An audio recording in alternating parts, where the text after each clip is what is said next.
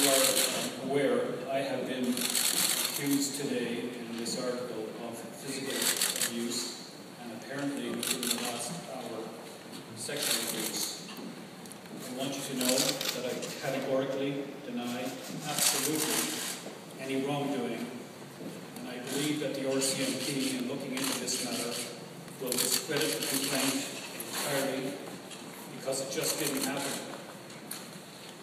Let me just say I am proud of the work I've done and the time I've spent in the North and across the country working with First Nations and Aboriginal communities.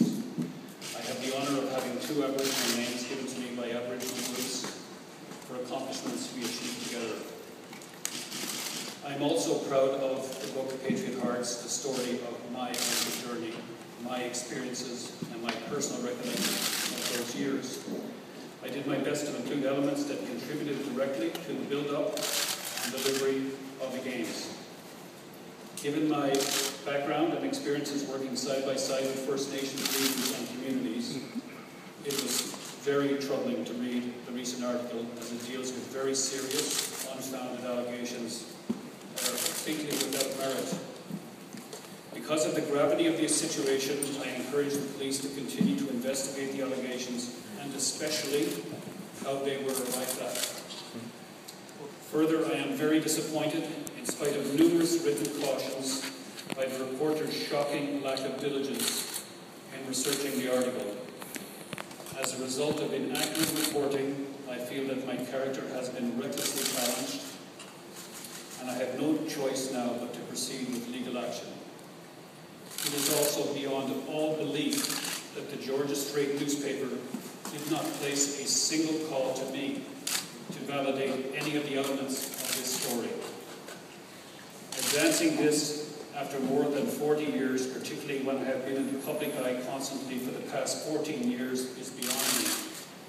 Having experienced this reporter on many occasions in the past, this feels very much like a personal vendetta.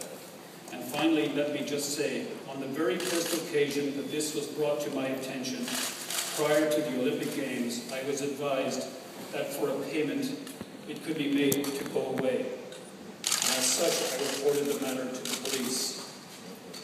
So why no mention of Burns Lake in my book?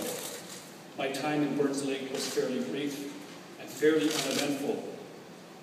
I went back to Ireland and came to Canada years later as a landed immigrant. However, I have friends in Burns Lake.